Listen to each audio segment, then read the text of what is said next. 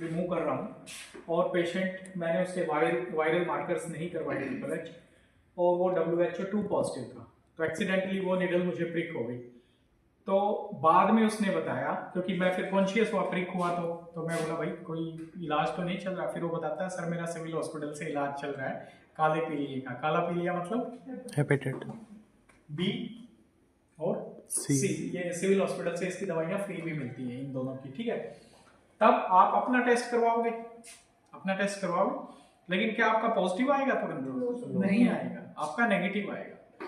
It takes time, आपका बाद में पॉजिटिव आएगा बहुत समय के बाद। वो डिपेंड करता है कितने दिन वो डोरमेंट रहेगा और कितने दिन के बाद वो एविडेंट होगा। क्लियर हो गया? उसके बाद क्या होता है, एक हमारा होता है, अगर इस फेज में जैसे मुझे पता चल गया, अभी तुरंत पता चला, तो अब मैं क्या प्रिकॉशंस लूं?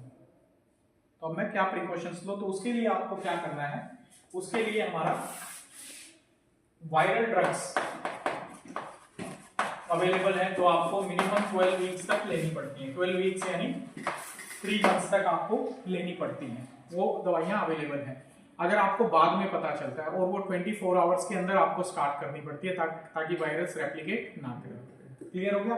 तो this is about the most important viral infection जो मोस्ट कॉमन है और स्प्रेड हो रहे हैं। अगर हम किसी से बात करें कि उसको WHO 2 पॉजिटिव आ गया, 2 मतलब हेपेटाइटिस बी आ गया, अब हम क्या करेंगे, रेट्रोस्पेक्ट करेंगे। रेट्रोस्पेक्ट मतलब हिस्ट्री लेंगे।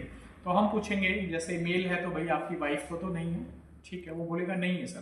फिर हम पूछेंगे सर कोई ब्लड ट्रांसफ्यूजन हुआ आपका? ही विल से कि ब्लड ट्रांसफ्यूजन भी नहीं हुआ। कोई सर्जरी हुई है? नहीं सर, सर्जरी भी नहीं हुई आपकी, ठीक है। तो फिर हम पूछेंगे कोई आपका माइनर प्रोसीजर, डेंटल प्रोसीजर या इंजेक्शंस लगे हो? हाँ सर, इंजेक्शंस मुझे लगते रहते हैं। तो कई बार क्या है, एक्सीडेंटली निडल आजकल तो यूज नहीं होता, लेकिन पहले जो होता था बॉइलिंग वाला मेथड था ना, निडल्स को बॉईल करके यूज किया जाता था। अगर आप पहले देखोगे तो वो बड़ी वाली निडल आती थी, उसको बॉईल करके एक निडल को मल्टीपल पेशेंट्स में यूज किया जाता था।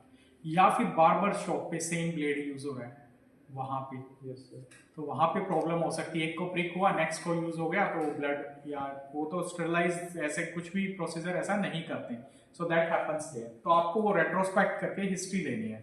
तो जब भी आप किसी पेशेंट का प्रोसीजर करते हो, you must have the universal precaution. Universal precaution मतलब आप अगर मार्कर्स करवा सकते हैं तो करवाइए, नहीं करवा सकते तो कंसिडर करिए कि ये पॉजिटिव पेशेंट है, तभी आप बच सकते हैं, नहीं तो you will become infected. Clear? तो ये थोड़ा सा पैथोफिजियोलॉजी का है, about the different kind of structures जो हैं, ठीक है। तो हमारे लिए